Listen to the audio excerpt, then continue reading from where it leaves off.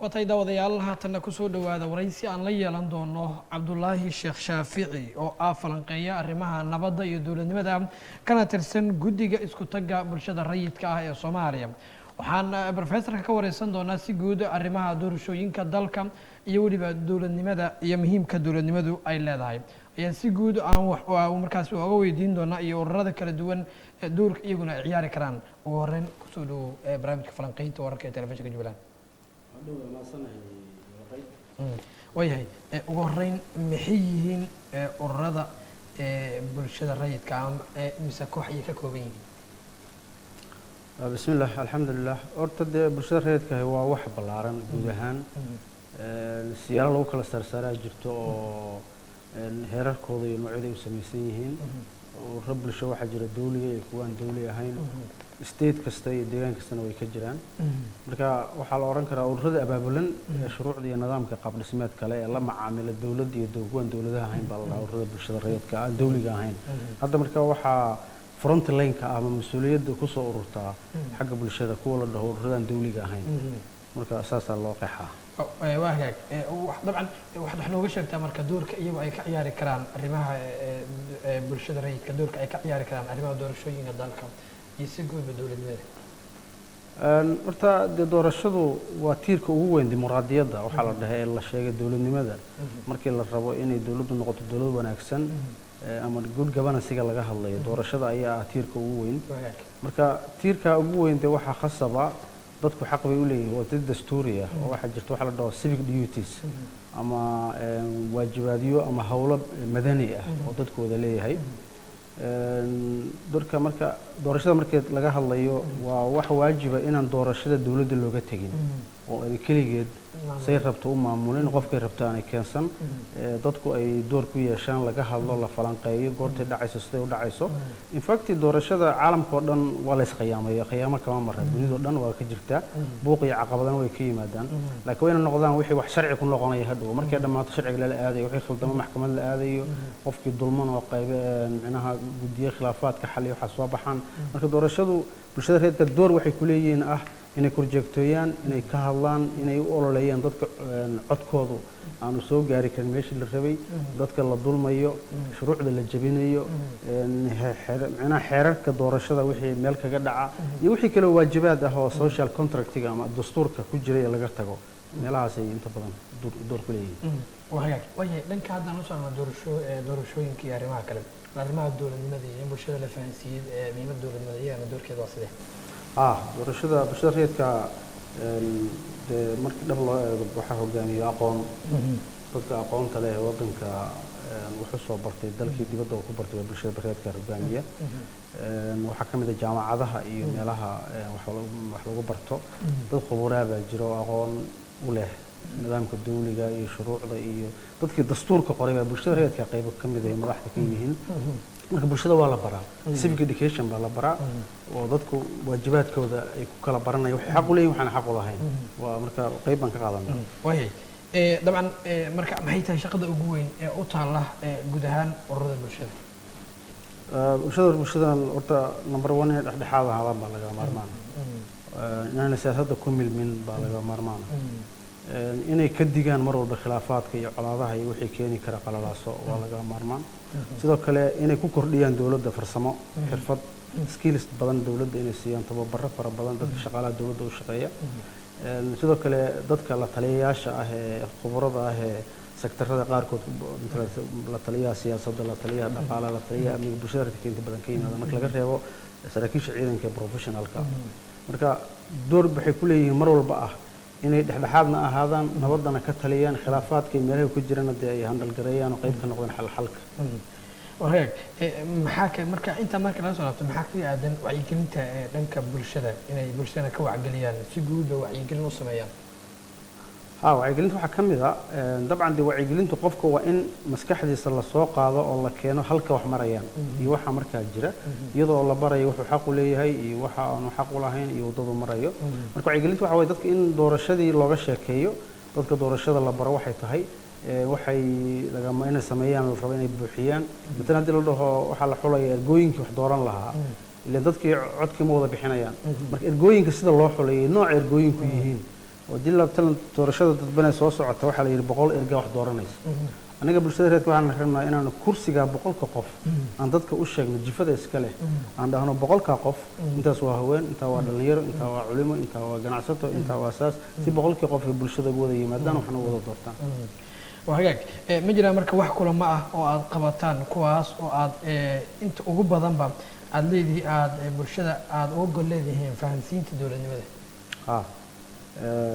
marka sana way jirtay oo doorasho kasta oo dhacaysa laga soo bilaabo intii hadda dawladda ku meel gaarka ah jirtay iyo inta hadda dawladdan federaalka la sameeyayba tan hadda socoto ka Dhuusamareeb 2 baan ka soo bilownay shirarka iyo kulamada iyo barnaamijyada waan diyaarin anaga bulshada ahaan wixii anaga habraac dhinacayagana la ka rabay oo caalamkana aan kula shaqeynayno dawladdana kula shaqeynayno bulshadana aan ka dhadhicinayno waan diyaarinay waxaan kale oo aan qabanay shirarde dhinac socday shirarkii siyaasadda kuwa badan oo dhinac socdaan qabanay anaga waan diyaarinay waxaan haynaa riboodkii 2016 doorashadii dhacday marka kaas wixii khaladaada ku jiray oo laga dhaxlay laga bartay anoo ka faa'iideysanay baan diyaarinay kan soo socdana qaabkii loo gelin وهاجك ما دام أتركوا بنتهين قيمها كلا جد سنة برشة أقول يهمنا إذا كجيران أو يجي يرمود يهين هوشين إيه أوركام ما يسكت ديدين إن الدولة عاد مرة بدن عاد ستة سوات الجلسان أريما دور شوين كاب إن برشة اللي فانسية دور المدة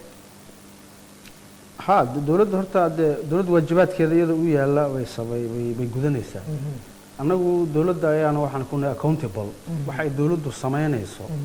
ومثلا وحي خلط إن عندنا واحد سوا خلط وحي صحنا أنا وصحيين مركز دولة مركز قارك وذدي أنا مركز أوارق إنه إن لك لا تاجي هاي كل مدحدي وده هدلي ويدو كله وأنا نحل حادنا سيدو كله مدحلا وحنا كلاتشنا bal aragtidooda siyaasadeed oo ay ku hagayaan dadka wixii de contribution markaan uga banaana waanu siinaa aan iyaga naftooda waxaanu ka qaadanaa fikir maadaama dawladdu hogaamiyaasha wadanka yihiin inaanu anaga ku dhex ciyaarno xayndaabka ay siyaasadda ku jirto aanan ku furin mawjado kale oo khilaaf iyo buuq keeni kara waay dalku in muddaaba ay wuxuu dabcan ku jiray qaraasa siyaasadeed iyo mid amni oo ay qayb ka ahaayeen ama ay hormuud u ahaayeen muddo kororsi oo madaxweynaha waqtigiisu dhamaaday maxamed cabdullaahi farmaajo loo sameeyey arrintaas ururada bulshadu wax fariin ay ka gudbiyeen miyaa jira tawaabin ay ka geedeen iyo kulamo miyaa jira ay ka qabteen anaga horta waxa iyaga culayska ugu badan aan bixin karnaa waa paper position waa warqad ku qoran waay anagu xoogna cid kuma muquunino arrin aanu gacanta qof ka qabanaynaana way yartahay madaxda laakiin 12 abriil bay dhacday muddo kororsigii khaldanaa ee dhacay anagu 13 waan ka soo saarnay ama isla maalinta waan soo saarnay baaqyadayadii ku aadan inay sharci darro tahay inay dhibaato keenayso waana ka dignay wixii ka dignayna dabcan way dhaceen inkasta oo ilaahay subxaanahu wa tacaala muqdisho sidii wuxuu ka dhaceen 25 abriil ay ahayd si fudud oo ciidamadu waxay ku guuleysteen inaanay wixii qabiil yeelan oo cidna qabiil wax loogu yeelin cidna wixiisa laga dhicin dhibaato aanay dhicin jas ciidamadii kale iyaga doontay arrintaasna marka waxay timid in si wada jir ah oo dawladda iyo mucaaradka wada xaliyaan laakiin intaa waana ka baaqayna waana ka hadlayna waraaqa document fara badan waa laga helay saxaafadii ku wada jiraan waan ka wada hadalay markasta oo dawladdu khalad ku kacdana waan ka hadalnaa hadalkaas marka kuma khasbanin annagu inaan intaan qof u tagno garaacno ama ku khasabno amar ku siino laakiin inuu fariintu gaartaa muhiim dabcan inta markii laga soo laabto dabcan saameyn adag bay la timid markaad idinku hore ka digayseen oo waxaad in badan isla haydeen dhacdooyin kuwan ka hadda yimid ka weyn baa iman doona mise kuwan iyo wax la mid ah markaa filayseen idinka ahaan tusaale aan ku siiyo sagaashanadii berigii ciidamadii amisom ciidamadii unisom ciidamada maraykanka hogaaminayay dagaal ka dhici jiray xamar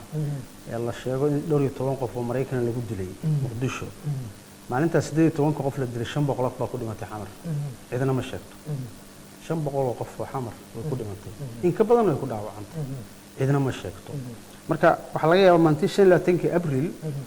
askarta dagaal ku dhimatay way koobnayd ama way yaray dadka laakiin wax gaareen oo shacabka ah waxa laga yaabaa in la saddex qof baa ku dhaawacantay laakiin dad badan inay dhinteen barakaceen howlahoodii ka burbureen naxeen siyaalo badan wax u gaareen marka intaasiba dhibaatay ahayd dhacday laakiin anagu waxaan cabsi ka qabnay in arrinta meel laga qabto la waayo laakiin waxaan runtii ku ammaanan oo aan aad ugu ammaanayna ciidamadu waxay xakameeyeen dhammaan wixii ka baxsanaa muddo kororsiga siyaasad kasta oo ka jirtay muqdisho oo aan ahayn muddo kororsiga way xakameeyeen dad xataa waxaan warar ku haynaa xataa kaaraan iyo degmooyinka qaar dad deganaa oo ciidamadaas u arkayay qabiil inay yihiin oo isku dayay cabsi gashay inay qaxaan ah waxaa lagu yidhi qofka gurigiisa ka baxay isaga la dilaya nin walba gurigiisa ha joogo ha ganacsado ha shaqaysto laakiin qofka isku daya inuu qaxo kaasaa dembiile ah marka taasi waxay ahayd ilbaxnimo iyo xadaarad la gaaray oo aan soo dhaweynayno wagaag dabcan saamaynta ugu weyn ee marka arrimo doorasho la joogo haddii ay dhibaato ka timaado waxay ku dhacda waa bulshada idinku waxaad tihiin qaranka kaliya bulshada dabcan dowladda fariintooda ama ku hadli karin badi u hadla waxaadna door muhiima ka ciyaartan inaad rabitaanka bulshada in badan ku shaqaysaan maadaama aysan iyagu marar badan awoodi karin inay rabitaankooda si dhaba uga hadlaan saamaynta marka ay doorashooyinka dhibaatooyinka ka dhashay ay ku yeeshaan bulshada siaad u xalisaan matalan waa labo mid waa khilaaf ka yimid kursi ama qaab doorasho u dhacday ama qof sida loo soo doortay ama sidii uu ku yimid qofkaas midna waa mid beelaha ka dhexaysa wax la isku qabsaday taa beelaha ka dhexaysa inta badan waxay ka dhexaysa odayaasha dhaqanka iyo guddiyada doorashada ayay gaar u tahay laakiin annaga mar kasta waxaana saaran labada kay doonta ha noqoto inaanu sheegno waxa khaldan inaanu baarno soo ogaano laba dhinac wareysano xog buuxda helno xogta markaan helaan soo bandhigno la wadaagno ciddii markaa ay qusayso odayaasha dhaqanka bulshada reerka bay ka mid yihiin sidoo kale waa go-aan gaarayaashii beelaha iyo bulshada iska lahayd marka siyaasadda hogaamiyaasha siyaasadda iyo hogaamiyaasha dhaqanka ayna mar walba waxaan hor keennaa waxa khaldan oo u baahan in la saxo dabcan gacmahooday ku saxaan iyagay u taallaa marka wixii ka baxsan waa maxkamad waa hagaag dabcan intaa marka laga soo laabto waqtiyada doorashada oo kale dalka isbedelo badan baa ku dhaca haddii ay tahay dhankii nidaamkii hore ay shaqaynayay waxaa laga yaaba amnigii naftarkiisa inuu khalkhal badan galo maadaama waqtigu xilli kala guura la galo bulshadu waa xilliga ugu jahwareerka badan tahay dadka kaliya u dhaqaaqaanatiin waqtiyadaas kale marka ma jiraa kulamo intaa qabataan iyaga ku dajisaan waxaana ay dhammaad inay ku dhow yihiin aa u sheegtaan in iyagu aysan ku milminna dabcan ay wacyigelin ahaan u gaarsiiseen ها مثلا doorashadu waxay leedahay waxnimo gaar ah saale doorashada Mareykanka ka dhacday u dambeysay wixii dhacay waan garanaynaa maalintii uu Trump ka tagay meesha waxaasi maalintaan bay dhaceen kamana dibna raadna ma yeelan waayo sharci hagayaa jira oo laga gudbay moogtahay anaga laakiin waxaan ay dawlad burburtay oo Afrikaana oo Soomaali oo Soomaali ah waliba dad in adeeg badan oo oral society oo wax badan aan qorin wuxuu sheega marka doorashada dadku waxa laga yaabaa inaanay ogeyn doorashadan tii ka horreysay u dhacday waxba aanay involve ku ahaynba laakiin tan iyo tan ku xigtay dadku waxbay baranayaan marka waxaa muhiim ah dadka in la baro daily in la siiyo information maalin walba inay helaan meesha wax marayaan macluumaad ku siiyaan xog ay helaan asbuuciiba la update gareeyo idaacadda looga sii daayo war waxyaalaha soo kordhay loo sheego xeelihii laga bartay loo sheego lana qoro kadibna markii doorashada dhamaato uu buug soo baxo report inuu soo baxo reportkaas oo xafiiska dawladda la geynayo bulshada reerka haysanaysa caalamkan la wadaagayo ka marka dadka danaynaya dadka wax akhriya ama wax qora ama media ka shaqeeyo oo kale waxay helayaan macluumaad fara badan oo shalay wixii dhacaya si maanta arrintaasi aan u soo noqon waxaa sheegtay dabcan in dadka Afrikaanka ah gaar ahaan Soomaaliya oo kale inta wax akhrisaa wax qorta ay tahay طبعا وعليس كانوا وباهم فهنسينتي هذه برشة لقد عادعيو إن أي دور المدينة نبضوا أي مهمين تذكر نوع عاصو كلا سيد أفهم سيسان أما أوجر سيسان قرا لا طبعا قرطان ما دام نروح برتادي قاعدين أوركينا لقيا هوجان وين نروح برتي سيد مرك أوجر سيسان أما هذا ولا عسان إن دور المدينة نبضي قرا طبعا قرف فهم يا ما horta waa run oo mana jirto waxyaalo la raaco oo diyaarsan oo iska daba socdo la sii daba socdo laakiin mowduuc kasta inta ay awoodiisu tahay buu gaari karaa inta annaga aan gaari karno for example ururo waxaa jira akhris qorista ka shaqeeya oo islaanta la dirira ururo waxaa jira dhalinyarada ay leeyihiin oo isdhexgalka iyo kulamada iyo fariimaha ay sii gudbiya media oo kale bulshada ka mid ah uu socdaa sidoo madaxa bannaan ee dawladda marka message-ku wuu socdaa wuu tagaa meel laakiin inta badan waxa waaye muhiimaddu dadkii in loo jaheeyo inay waxna qoraan waxna akhriyaan waa siyaasad kale u baahan inay dawladda iyo wasaaradda waxbarashada ka timaado wayse jiraan ururo ka shaqeeya dadkii wax qoraan waxna akhriyaan hadda tuulo waxaan garanayaa 2017 dadka jooga ay wiil yar ka bilaabay dadkii wax qoraan waxna akhriyaan waagaas maalintii uu bilaabayay dadka wax qoraa way yaraayeen anigu waxaan tagay 2021 bishii January tuuladii baan tagay waxaan ugu tagay wiilkii oo haysta arday ka badan 100 waxna bara tuulooyin badan isaga yimaadaan dadka wax qoraan ay bateen oo tuulada agaarkeeda xataa way xijadeen wax qoraan marka wuxuu dadaalka uu u baahan yahay marka qof kasta oo aqoon leh bay xilkiisu yahay in dadka wax baro oo aqoon u gudbiyo waayahay dabcan qaybinta barnaamijka soo gaarnay intaan u gudagelin fariinta ugu dambeysay aad u dirayso ee bulshada rayidka iyo guud ahaanba dowladda bulshadu dabcan way qaybo kala duwan tahay wayna kala baahi badan tahay idinkaana matala intaa marka laga soo tago dowladda dabcan iyagu toos dad ula hadli kara ma aha oo baahidooda kala hadli kara marar badanna dowladdu waxaa muhiim ah in la gaarsiiyo fariimo ah in la sameeyo dhismaha dalka oo kale bila soo celintiisii nidaamyada dawliga in isbiiska hoose la dhiso ururadiina dabcan soo kuma jiraan dad dowladda kala taliya in biiska hoose dowladda la dhiso way jiraan oo dee dowladdiiba galaan ururada bulshada reerka kuwa ka yimid hadda matalan baarlamaanka hadda Jubbaland ka jiro oo kale 2019 doorashada gabdhaha ku jira 3 bay ahaayeen maantana waa 9 baan ka leeyahay 6daas waxay ka yimid bulshada reerka waxaan maleynayaa mid ka mid ah jirta hal gabar oo aan ogeyn anigu si loogu campaign garay laakiin inta kale bulshada xilli loo rabay dhalinyarada oo kale baarlamaanka xilliga 4 qof bay ku lahaayeen maantana COVID-19 maray sidoo kale dowladda way galaan xilal dawliga qabtaan executive oo waxay galaan hay'adihii dowladda laamaheedii mas'uuliyado kale to waxa jira oo dowladda dhexdeeda ah fariimaha dowladda la gaarsiinayo dowladda nafteeda waxa jira meelo la mariyo sida wasaaradda dastuurka arrimaha federaalka oo kale wax badan inay maraan la rabaa wasiirka madaxtooyada markii la dhaho waa xiriiriyaha bulshada iyo madaxtooyada iyo golayaasha dowladda warar badan inay maraan wasaaradda arrimaha gudaha oo kale dib u heshiisiinta gacanta ku haysa wasaaradda cadaaladda oo kale iyadana shaqadeeda marka line ministry-ga wararku way mari karaan sidoo kale media jira wax la isu mariyo wax la isugu sheego waxaa jira iyagana bogo kale oo dowladdu leedahay wararka loo dhigo loogu diro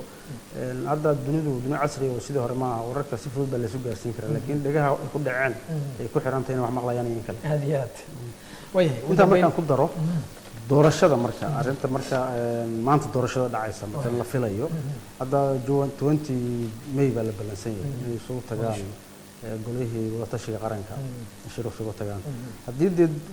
golahaasi uu dibadda ku soo shiray oo telefoonno iyo isgaarsiin iyo hawsha banaanka lagu soo cajiimay oo wax badan la isla meel dhigay waxa laga yaabaa inay ku qaato maalin iyo labo ay soo fududaato ay hore ka saxiixaan ku heshiiyaan 17 September oo dhaawacyo gaareen la kabkabo oo la dhayo oo la toosiyo oo soo shaqo tago haddii laakiin ay intii aan iyadoon banaanka lagu bislayn la isu tago farmaajana ku soo dhex noqdo ku dhex ciyaaro mar kale anigu rajo badan kama qabo inuu gaarayo laakiin waan aaminsanahay in dalka doorasho ka dhacayso doorasho dadban lagu hesiin doono dalkuna maba haysto wax kale oo marjaca ama loo celiyo ama lagu ilaaliyo oo dastuur ah ama sharci kale ah 17 September ka ahayn fariintaada ugu dambaysa u diraysa bulshada fariinta ugu dambaysa waxa waaye hadda ilaahay mahadis waxa laga soo baxay bishii Ramadaan barakeysnayd ilaahay anaga aqbal acmaasheeni intii muddadii doorashada ay khilaaf ku jiray wadanka waxa ka jira dhibaato fara badan oo fatahaad iyo ayixi meelaha qaarkood colaado haddana cudurka COVID-19 dhaqaalaha wadanku uu burburayay xanuuno fara badan way jiraan horta waxaan rabaa in madaxda dawladdu ay mas'uuliyadda ay saaran ilaahay dartii intay uga cabsadaan ay wadankay madaxda ka yihiin dib u fiiriyaan oo aanay eegin waxyaalaha caqabadaha yimidna naftikooda inay xal ka noqdaan qaybaha haddii qofka mas'uulka ah dhibaatada qaybkan xalintada dhibaatada xalinta halka hadduu qayb ka noqon dabcan dhibtu qayb ka yahay shirkaas soo socda ka dhici doona Muqdisho waxaan ku rajinay golaha wadatashiga qaranka inay ku gaaraan go'aan dhaxal gala doorashada lagu aado bulshada rayidka ah fariintan u diraya waxay tahay marka u horeysa dee arrimaha adeega iyo samafalka iyo howlahaas inay ka shaqeeyaan baa in badan ka mid jirta inay dowladda ku cadaadiyaan cadaadis ku saaraan iyo beesha caalamkaba